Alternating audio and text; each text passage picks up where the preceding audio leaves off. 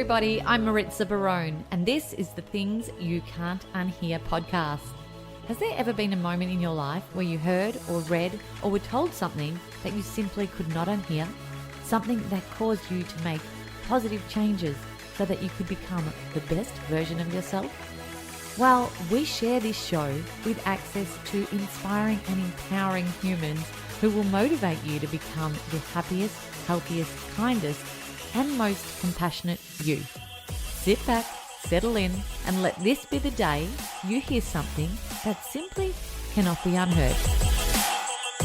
Hello, welcome back to Things You Can't Unhear. This is episode 112, and I'm still enjoying it just as much as I did when I pressed record for the very first time back on episode number 1. We've definitely come a long way from there. And there are many new listeners who have joined us for the first few times as of this week and last week. There was a very popular episode 111 with psychic medium Vanessa that dropped about a week ago and was one of the most downloaded episodes on the show very quickly.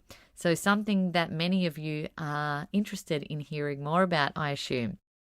Today is another beauty. And we've got a wonderful human being joining us. Her name is Jessie Moss, and she's a transformation coach, holistic healer, yoga master, plus many more talents, by the way. I think there's a singer in there as well. She joins us for a beautiful conversation on this episode, ultimately about freedom and truth. Jessie takes us on a journey of how she relieved herself from the pain of past experiences and limiting self-beliefs by starting to choose herself over and over again. Having been through domestic violence and toxic relationships, Jessie has spent years coming out of the shadows and is now helping others to do the same. We talk about tuning into our inner worlds, having awareness of our own patterns and behaviours, not allowing the past to constantly define who we are. We talk about plant medicine and ayahuasca and her personal experience of healing using it, plus self-forgiveness and so much more. This is a truly immersive conversation that I found myself getting lost in a couple of times. So I'm thankful for the power of editing to remove those pauses while I reflected on Jessie's words. I'm sure you'll love listening to Jessie too, especially if you're looking to release old patterns, fears, beliefs, and become the true you. Welcome, Jessie, to Things You Can't Unhear. I'm so happy to have you here with us in this space today, and I'm already feeling your amazing energy around me. Thank you so much for having me. Tell us a little bit about what you do for a living at the moment and how you share your gifts with the world. At the moment, I have just finished writing my first book. So it's like a self-development style book, and I'm getting a course online which is in relation to the energy centers.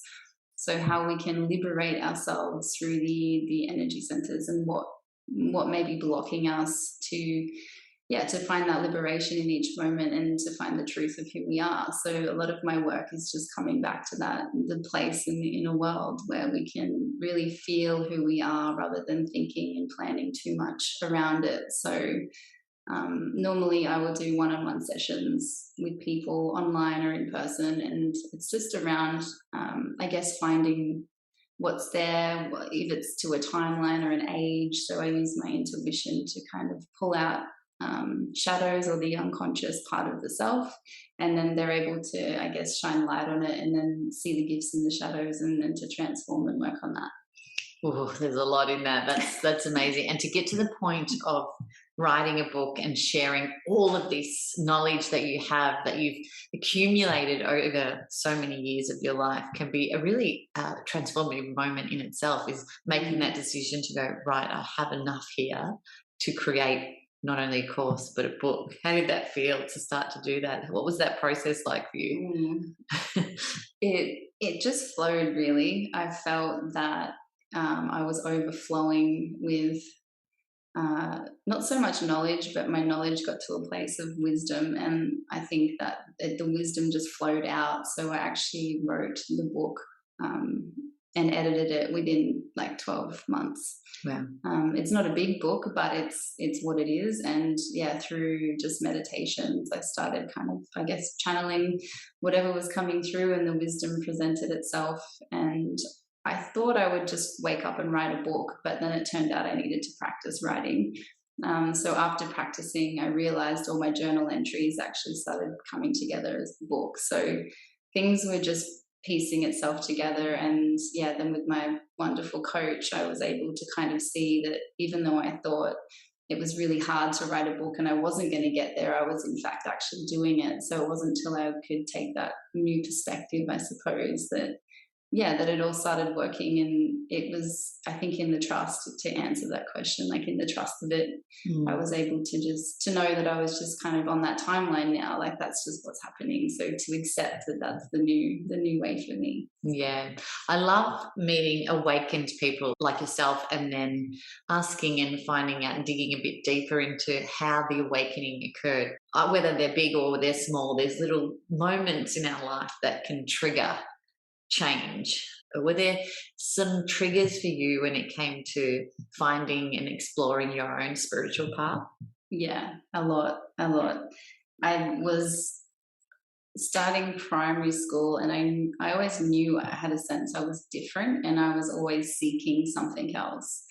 And I think it comes from, my mum was raised a Catholic and my dad was an atheist. So I had kind of, I didn't have a path or like a belief, which I guess that was instilled in me. So I got to kind of choose and search. And so I was always searching.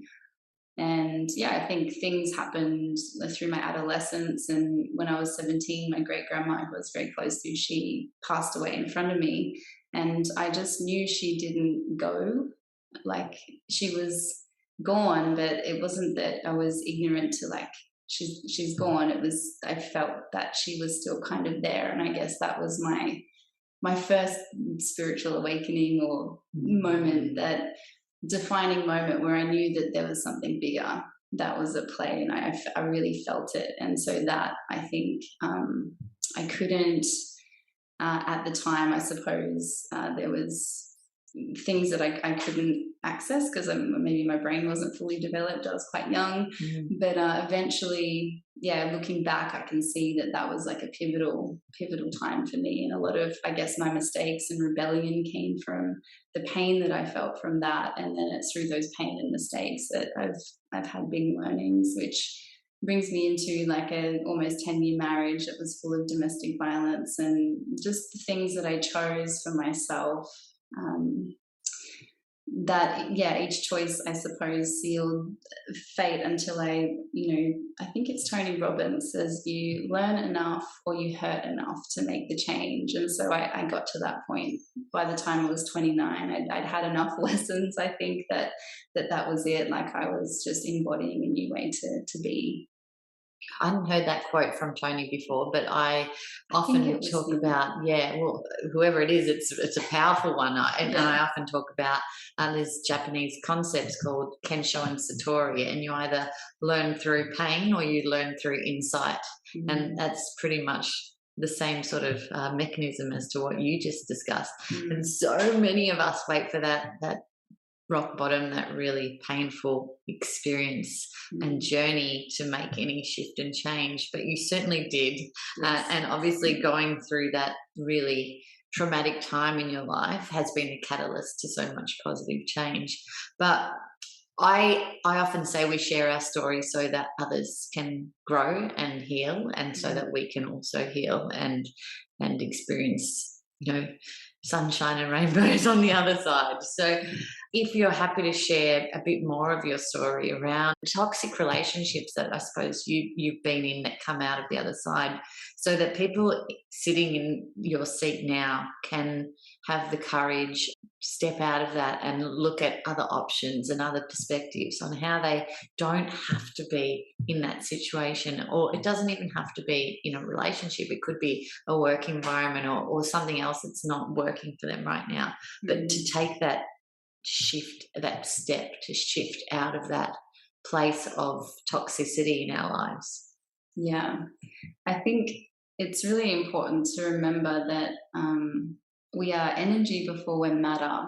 And so what we're thinking, we're creating, we're resonating. And so anything in that resonance will come back to us, and we keep creating the same thing until we shift what's inside to make that. But it does take experience and embodiment and integration to get there. So I guess the first step of that for me is to go back to what's unconscious in my behavior. What did I learn from the people I grew up with? What are my tribal tendencies, and how do I fit into that? We're all seeking love and belonging. So do I dim my light just to get that love and belonging? Do I what tendencies am I codependent? Am I dependent on people just so I can have that? Or can I now step away from the tribe, the family, the conditioning, the programming, just to learn who I am separate to that stuff? And do you feel like you were dimming your light for a long time? Oh, yes. Yeah. Yeah. I had a belief growing up that I was not safe in the world, that I was unwanted. And I had to, there was conditions on love. So I had to do things to be validated or to be seen or to be loved. And so I worked very hard to get attention and overachieve. And so I had no kind of learnings in being worthy.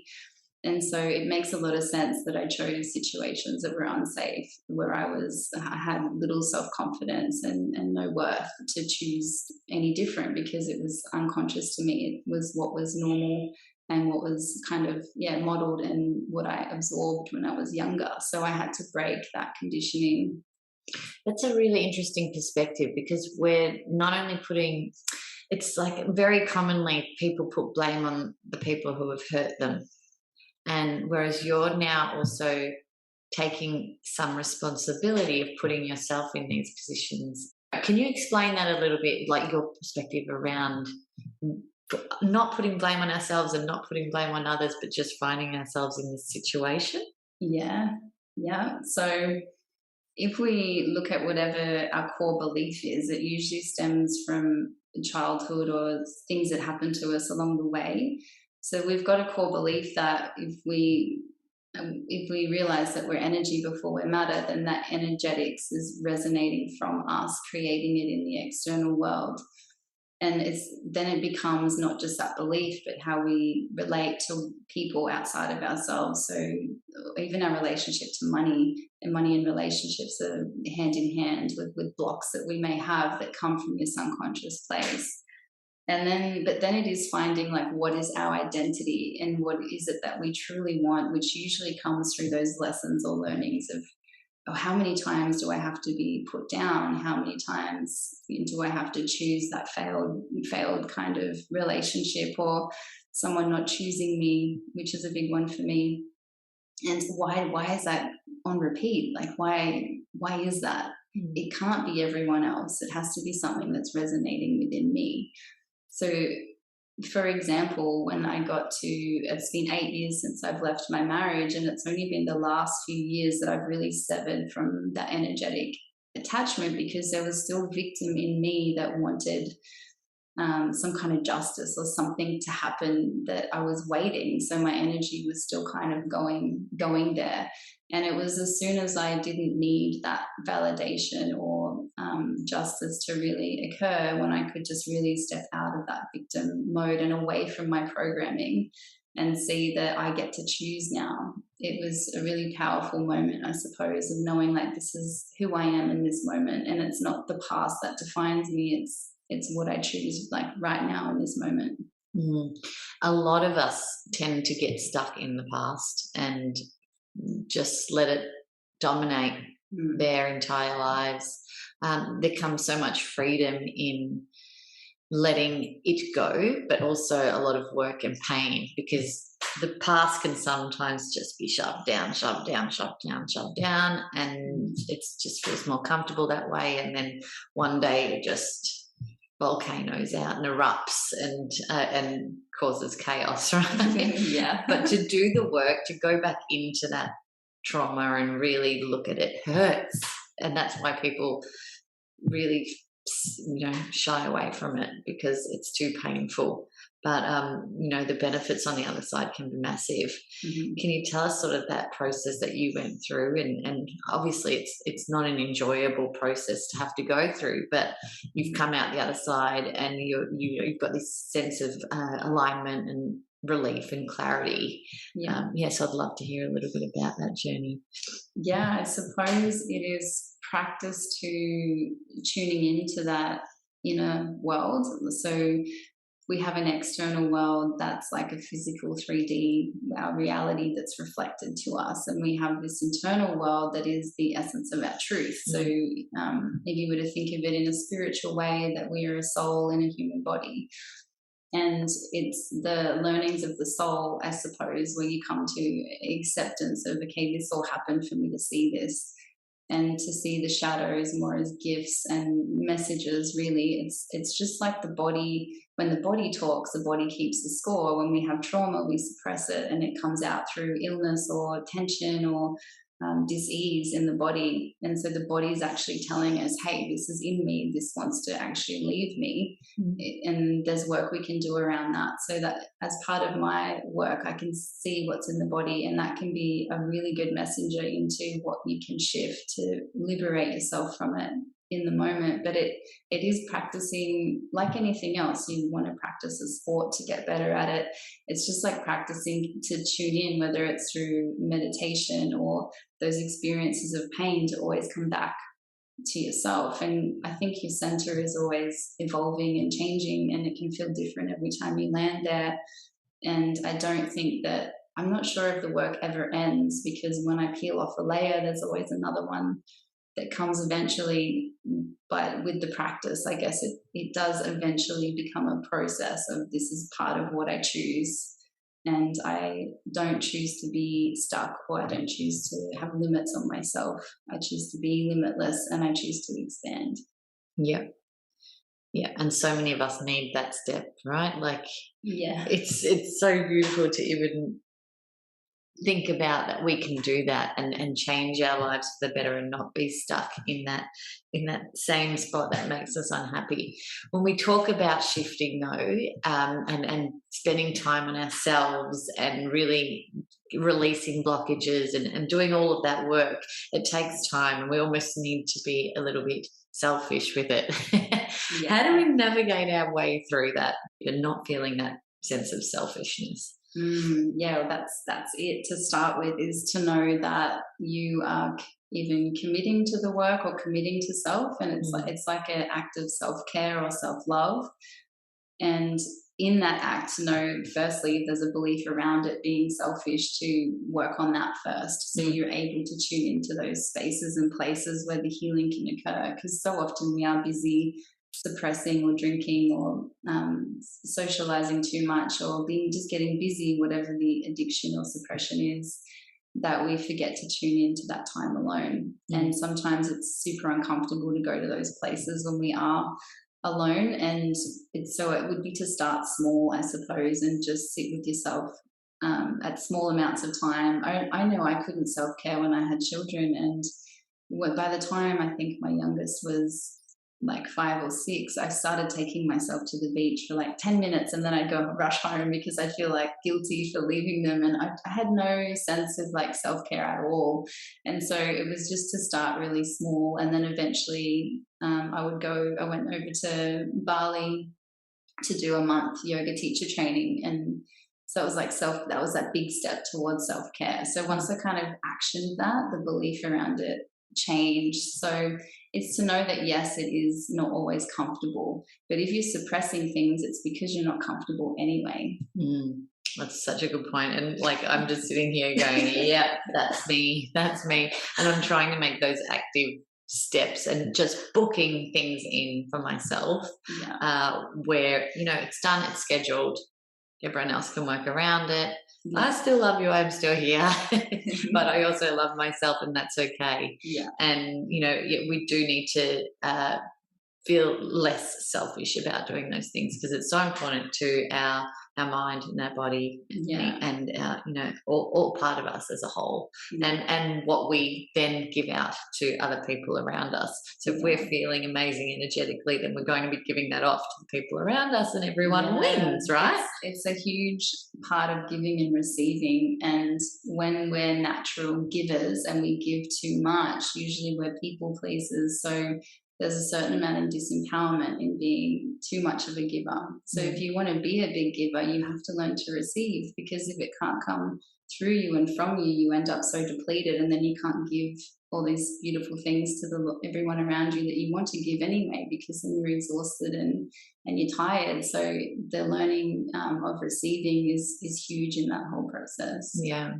Now, speaking of energy and collective energy, I want to sort of go a little bit wider. There's obviously been some massive shifts in the collective energy over the last couple of years, and a rebirth of the life as we know it, in a way. I'd love you to get your insights into sort of what that energy looks like from a collective level at the moment, and as an intuitive, where you see it going. At the moment, I feel, and what I see in my work, is that people are really going to the core of their wounds, whether they've done a lot of work or not. So people that are used to doing any kind of self-development or spiritual work know that there's elements of it not being so comfortable, or finding truths about themselves, like, oh, I'm so uncomfortable that I actually do that, and I want to stop. So then they find ways to kind of change the program for themselves. So if we've been doing the work for a long period of time, we are now getting to the core of the wound. So it's no longer like peeling, it is still peeling the onion back, but it's more of like an explosion of the onion to the center.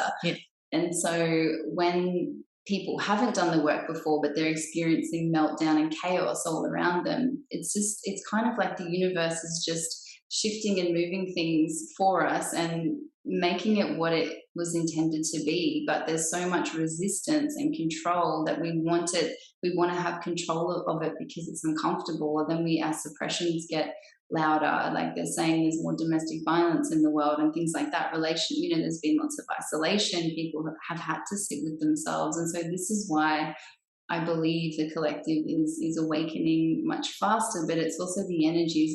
It's just a time in the world that we came here to do this work. And so whether you're new to the work or not, you're going to be going straight to the very core wound, which is like goes back to childhood. And it's stuff that a lot of us just go, oh, I don't remember my childhood. I'm pretty sure my parents were pretty great. And then, but then when we really take a look, one of our parents might have just been really busy, and didn't have time for us. And then eventually we learned that we're not, we can't occupy someone's time. And so we kind of shrink ourselves, or we learn to do everything ourselves. And then we just kind of like too independent almost. We become like an avoidant attached in the world, and we don't ask for help and things like that. So the collective energy now is that because this work is emerging and it's a lot of unconscious work, we're shining the light on it more and more, because the vibration is, the frequency is lifting, it's vibrating higher. And so when we go back to the core wounds, we need a lot of integration and a lot of embodiment. So this is the piece that most people are missing, is that there's too much searching. There's too many wounds being uncovered, and then people can spiral into that victimhood. So it's to know to like get to the wound, get the lesson, and then come back and then integrate that, and then go back and do it. You can dig a bit deeper next time, but it's just to know your capacity, because it's emotional work as well. So what we're learning is to be more emotionally mature, and to show up and really own our stuff and say, hey, I know I didn't behave really well at that time, but I think that's linked to something. I'm going to go work on that, and then integrate it. And then when it's integrated, you can feel that feeling, oh, I'm shutting down. I'm going to let my partner know, and we can navigate that. So it's so incredible awareness around our own behaviours that makes things so much easier. And even experiences, like I've got a couple of friends who have just been dealt blow after blow after blow this year. Like it's you two your hands up. Yeah. It's just like, one thing after the other, and the resilience around each thing as they happen has just astounded me. But they've been doing a lot of work for quite a few years now, and have these incredible tools to bounce back and not only feel what's happening, deal with it, and then let it go and move on. But they just keep being dealt thing after thing after thing, and watching them deal with it has been so fascinating. What have you encountered in this wonderful year that's upon us? It's just that even the last 3 years, it's just been learning after learning for me. And as I get deeper into the work, the last few years for me has been about integrating more. And now that, because I've embodied that practice and I'm really grounded in the work that I do, I feel the deeper I go with that shadow work, the higher I can fly, or the more multidimensional I become, because I can access more once I have light to what kind of earths me to the physical. So energetically speaking, there's expansion. And so the resilience that we have cultivated over years of work, whatever has shown up this year, for me, it's been a lot of grief. And I think collectively we've been experiencing a lot of grief, but that's because we're at the core wounding. And usually underneath our fear can be anger. Underneath the anger can be disempowerment. Underneath the disempowerment, always there's some kind of sadness or grief of like, oh, I wish it was different for me. I wish I had that when I was a kid. And I think now, knowing and having awareness around a lot of my own patterns or behaviours, I think more reveals itself to me because I have a broader perspective to it, and it's always broadening every time I have a lesson. And so the last lesson for me was kind of, I had this belief that I would never be chosen, and so I'd always be an option for people. And so if I want to embody that, I have to choose myself.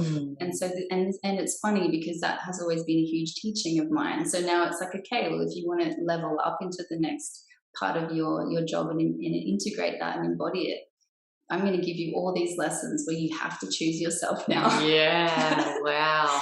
Yeah, it's not always easy because, you lose people you love, or, relationships end, or anything, like your career might be crumbling around you, but to somehow know in that chaos that I have my center, I have my truth, and perhaps there's a rightness to this. Let's just see what's on the other side. Yeah. And then hold space for, I guess like a future vision as well, like how you see yourself helping people, or how you see yourself being chosen, whatever the pattern or program is. It's to keep hold of that, so you've got 1 foot in the future there, but you've got 1 foot in the present, so you're able to make choices towards that, rather than having the past just continuously define who you are and like mess everything up. Yeah, because life will continue to teach us the same, give us the same until lessons. we get it. Yeah. Exactly right.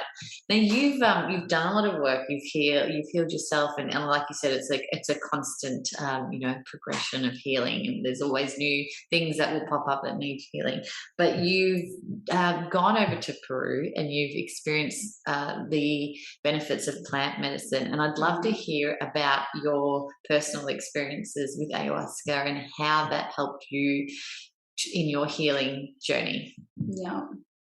So I was called to probably go about 5 years before I actually did. So it was in my awareness, and I had a partner at the time, and we watched a documentary, and he was like, oh, hell no way. And I was just like this huge yes. Yeah. I was like, that looks terrifying, but I think I'm going to do that. And it kind of went away. I was raising kids, and they were young, and I was kind of stuck in this trauma loop of going through court for protection orders, divorces, then family court with my ex-husband, and dealing with PTSD and anxiety. So then I ended up with like addictions to alcohol and busyness, and just running myself into the ground, no self-care. and I knew something had to shift. So by the time I found myself kind of steady, I started trying to quit drinking. So I'd be like, oh, I'm only going to drink on the weekends, and then, oh, it's Wednesday, it's fine, you know. Then I would kind of do that all the time. But I knew I was numbing. I knew somewhere in me knew I was suppressing. And I would work with healers. I would work with kinesiologists. I saw osteos, you name it. I seen everyone. And it just wasn't shifting. And then I had a friend who was actually at a temple in Iquitos in the Amazon jungle, and she said to me, the medicine is so magic, this is such a magic place. And she was there for 3 months, and within 6 weeks I was like, I need to go. And then I rang my mom, and she's in a different state, so I said, I really need you to come for a month. I have to go. I have to do this thing. I have to go to Peru. And my mum didn't know what it was. She would have freaked out. So I didn't tell her till the night before I left, which led her to Googling things and freaking out before I left. Maybe she told her when you come back.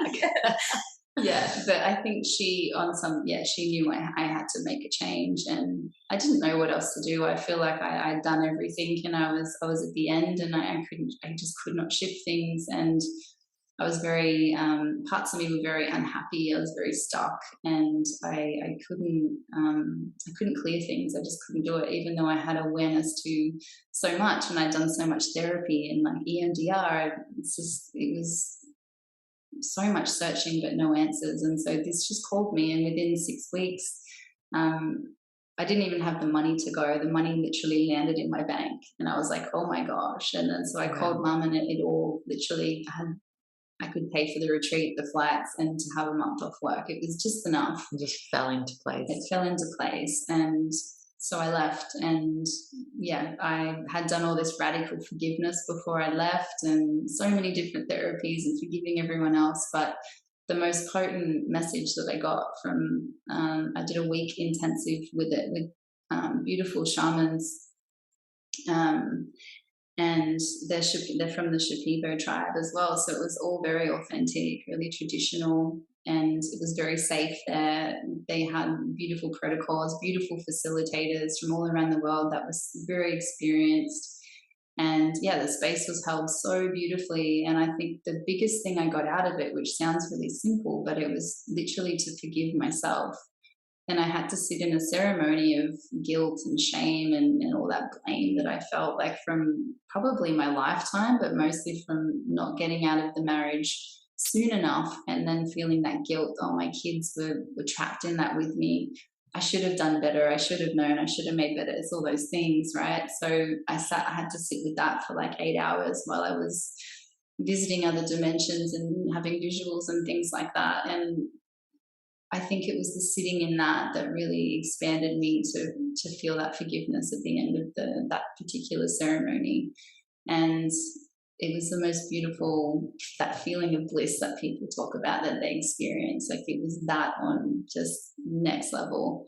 And I didn't realize at the time like how much it shifted, but I came home and everything was different. And I had quit drinking it's been just over 2 years, and there's been a few times around last Christmas that I had a couple of drinks here and there, but I literally have no pull towards alcohol anymore.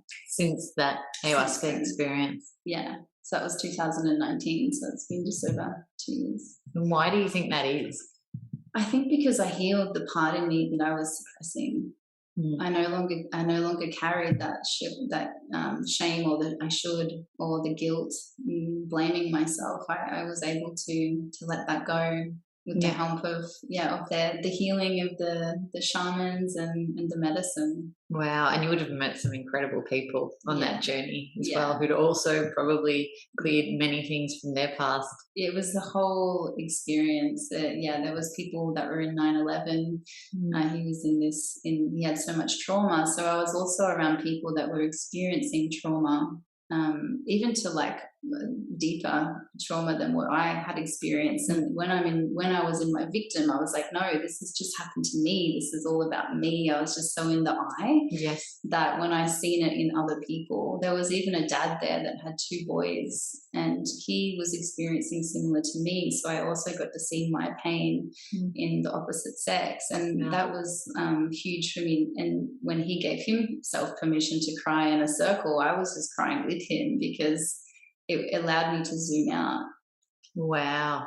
And I don't think that's any coincidence that he was there at that exact time that you were there, right? No, it's like retreats and everything. It's always the exact group you need. Yeah, at that absolutely exact time. I feel a little bit lost for words in this chat because I'm like totally just thinking about your words, and here I am trying to be the interviewer, but I just really want to reflect on what you're saying because there's just so much in what you're sharing, and it's just I feel a bit silly because I'm just like, hang on, I just want to think about that, but I need to be asking the next question as the host professionally on this podcast. No, but you're a very interesting soul, and I feel as though you've learned so much that you now give to other people and gift them with these tools, going out and healing ourselves. And I've got to be honest, alcohol tends to come up a lot in the last few episodes, especially of this podcast, and the last few episodes of the last few conversations that I've been having in particular.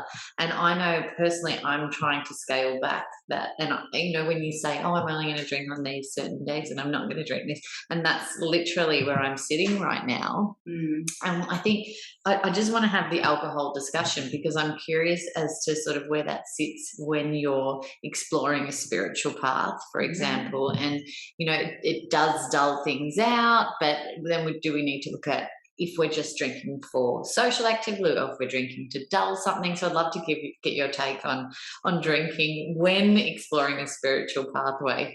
That's interesting. I have friends that will only drink in celebration, and I think there's something beautiful about that, because we are here to experience like the physical and to connect with people and to have fun and whatever alcohol brings from that sense. But I guess if it's solely just from that spiritual perspective, it does lower your vibration. It's a lower vibration, but I think it's socially acceptable. So it's the go-to for most of us because we can just go buy it from the shop. I guess like cigarettes or anything like that. And I think it's a bit of a trickster because it can make you feel happy. It can make you feel buzzy and light, but in fact you won't notice it the next day, but your vibration has dropped. So I noticed the few times I have drank, I think it was just before Christmas, I had a wedding and then I had New Year's. There was a few times I had some drinks, and I would notice for days afterwards, because it had been almost 2 years since I'd had alcohol, I felt it in my system. It's like I felt more tired. I felt like I wasn't as sharp with my intuition. When I'm not drinking, I'm clear. And so I think now my rule for myself is if it's a celebration and if my body says yes to it, I'll do it. But it's very moment to moment, I think, for me, exploring it. But there's also a fearful part of me that's human that thinks, oh, if I get back to it and like it too much, will I end up back where I was? And I don't want to be learning those things again. So part of it, there's like a bit of fear there for me. Can I trust myself with it? Yeah. And so, for me, it's to come back into it, treading very lightly and just to experience it in a way of celebration if I do choose to do it. That's brilliant. And that's such a good answer because you can, the reason why you're drinking is often the point of, okay, why am I doing it? Am I doing it to dull something down that I don't want to address? Or am I doing it to celebrate and be social? And part of mine was like doing it to fit in, because when I came back and I stopped, my drinking crew were like, oh, what's the point in inviting her? She doesn't drink anymore. And so I felt like really alone again. I had to go through a lot of things. And this is when the discomfort really came up for me, because I came home different. I needed my friends to support me, but because I wasn't drinking and that's how we connected, then I no longer even had that.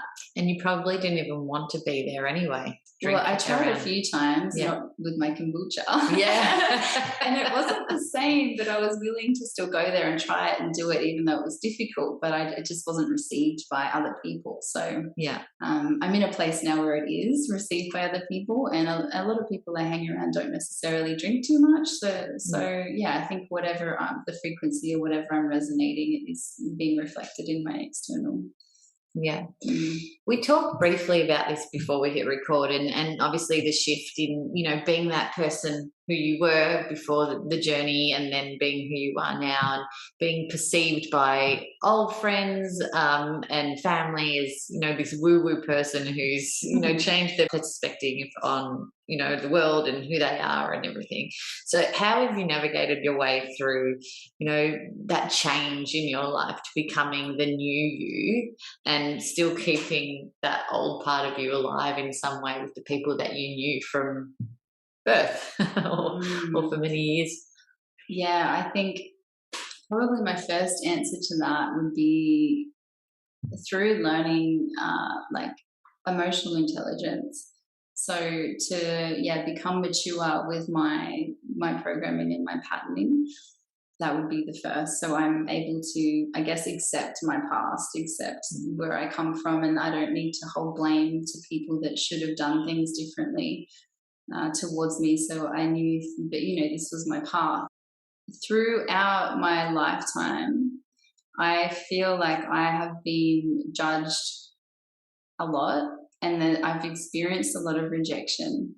And it's taught me that rejection is a redirection. So every time I'm rejected, I feel like it's my opportunity to move to a different space. And I have a value that is of almost like I'm committed to expanding myself. And so as the more I expand myself, the larger groups of people I can help and things. So I'm driven by service, and if I want to stay connected to that, which I feel is my purpose, and it gives me great joy to do that whatever comes and goes on my path, I need to accept it. And it's not always easy because, I've lost groups of friends. I think I've got one friend that I've grown up with since I was 3, but I've had many groups of friends. My best friend from high school, like we would stop talking, and then I'd have a different group of friends for, say, my 20s, and then that's all kind of unraveled off. But I've lived different places. I was running away from my things. I wasn't owning my behavior.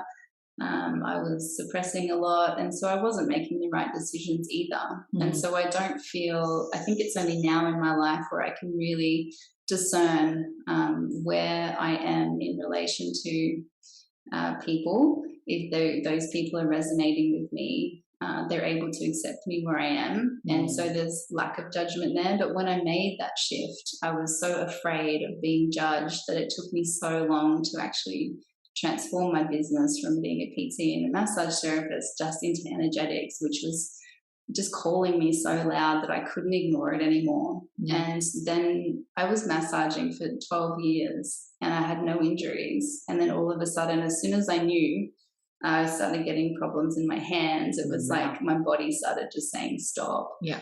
And so I left working at the gym. I left the massage business and I just took the hugest leap and just went, okay, I do this now. And that's why I had to find my coach Kelly, because I took the leap so big that I had to, and then I was like, oh, how do I feed my children now? How do I get this going? And so there was about a 3-month period where I was just in this huge transition of being scared, of not knowing, and it felt like a lifetime where I was stuck there because all my stuff came up, all my unconscious, all these beliefs that, don't be yourself because no one's going to want you. Like, don't show up like that. That's not okay. Like, your truth doesn't matter. Don't speak up. And so all this stuff was there, and I'm like, well, how am I ever going to do this? And so it was in that big leap, which is common for me. I'm usually a bit of a leaper, and then I'll figure it out later.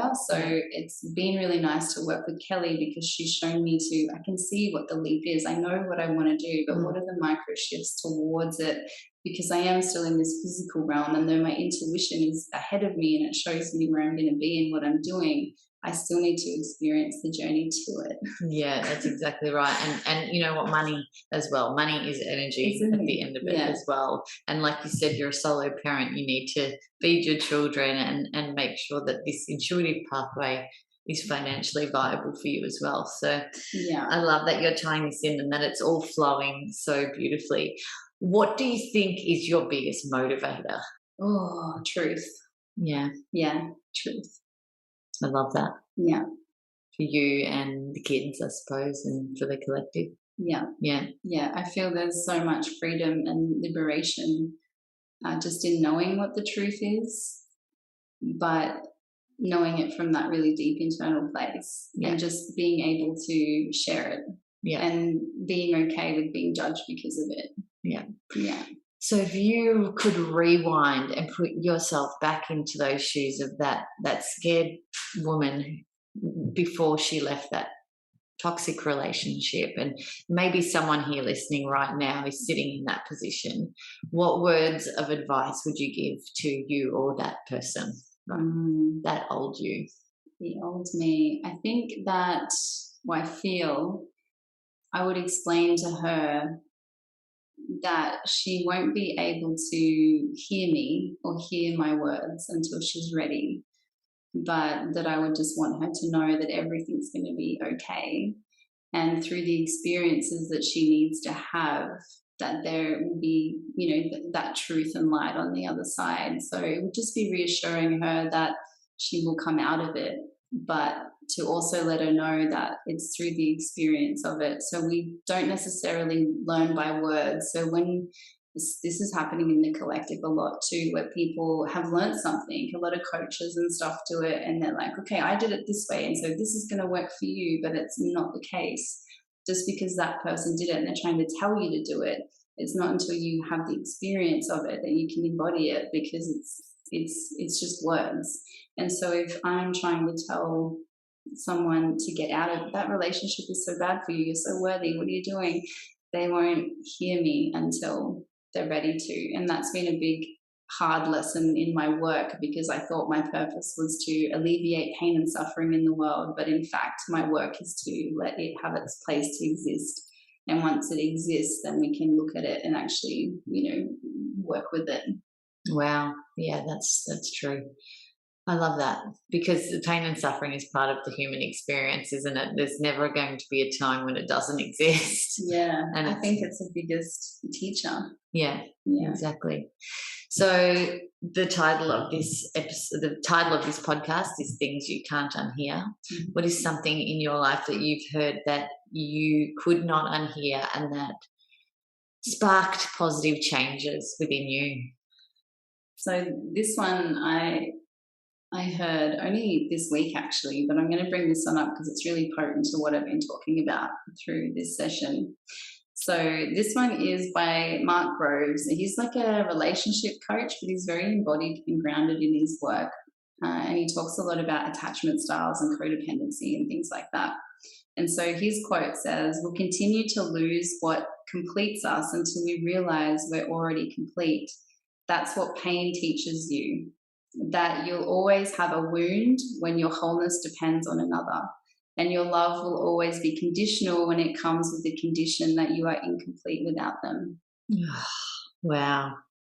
And that really resonates true with you? Yeah. Yeah. Yeah. Especially of my learnings in the last few weeks and that whole being chosen. And sometimes I'll find myself in those situations where I'm giving people choices to like, are you going to choose me? But really, they may have already have. It's just my own belief of it, where I think it should be different or that they're not. And so I'm creating that. And so it's to step back and just to know I am whole here already, and I don't actually need that. Like me choosing myself just means that I'm whole already. And I think that's the big learning of the soul, right? To know that it is complete and whole, and it is love. Yeah.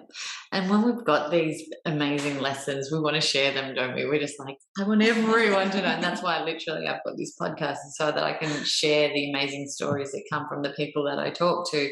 And so as a parent, do you try and impart like that message to your children and the lessons that you've learned around being chosen? Yeah, I think when I started parenting at 19, so I was fairly unconscious at that stage, and I just was doing the best I could. I think we all do that. Yeah. But I think as I evolved, I really honor both of my boys because they just have evolved naturally with me. They know that I self-care and it's important. And my 16-year-old now, if I'm not doing that, like the other day, he said, "Come on, let's go for a walk down the beach," because he saw I was moving through something. And so I'm raising these beautiful men just by, I guess, the resonance that I hold within myself, and when they're saying something, and if I'm really hearing them. And one thing I've really learned with my youngest is that he really enjoys and grows when I validate him. So if he's whinging about school, and it used to really annoy me, so I changed. I actually did this choice theory. It's called choice theory. At primary school, it was a free 4-week thing that I learned about William Glasser's choice theory. Okay. So it's about, we can use it as adults as well. But I started kind of using the tools with him. And one of them was just to hear him. And when I would say, "Oh, that sounds like a really rough day," straight away he'd stop complaining. He's heard, and then he's fulfilled, and he goes on to the next thing. And so, how often was I a kid, or were we kids, where it was just, "Oh, can you stop? That's so negative," whatever, or "Shut up," whatever, whatever it is. And so we just, okay, I'm not hurt, it doesn't matter. And so I'll keep that negative thing spinning because someone will listen to me eventually. So then we're always seeking that. So I guess I'm just aware of what they're, intuitively I'm aware of where they're at anyway. And I think because I resonate that, they're just in this beautiful evolution with me now. And I can't really, buffer them from the pain and suffering of the world either. And so when they're moving through things, it's not to take it off them. It's just to, I guess, support them through it. People just want to be seen and heard, right? Oh, it's so big. It is. And I've got these cards on my desk, and I bring them out every now and then. I've got a business called Conscious Conversations, and they're starter cards. So where you want to give people the space to be able to be seen and be heard, and jump into sort of deeper conversations and that are more meaningful and not the surface level stuff. So I've got one here. I'm going to just get you to pull one out, and that's what we'll end on today. That's okay with you? Yeah. All right. I'm handing you the deck now. You can just maybe grab a random one, or the top one, or whichever one you'd like. Oh, that's the how to use. Not the how to use one. She's trying to cheat. The question. Okay, if you had the entire world listening, what would you say? What a great question to choose for the end of this episode. Well, I think my message and what I always say is just choose you, because in choosing you, it's that beautiful receiving. And so in choosing you, you can give more, you can share your truth, and the resonance of everything around you will shift, and you'll be in that beautiful flow. It's just when we come out of choosing ourselves, that's when the patterns and behaviours are there. So I think it's just choose you. Yeah. And do you know what? I literally had that as the title of this episode. And you ended on those two powerful words. So if anyone can take anything away from this chat today, is being conscious of choosing you first, making yourself happy, putting your own oxygen mask on before you can save anyone else, and true happiness will flourish. Thank you so much, Jessie, for your time today. It was a beautiful conversation. Thank you for having me. Thanks for listening to the show. What did you think? And what did you feel? Let us know by leaving me a message on the Things You Can't Unhear Instagram community page. And if you can, give us some ratings love on your favourite listening platform.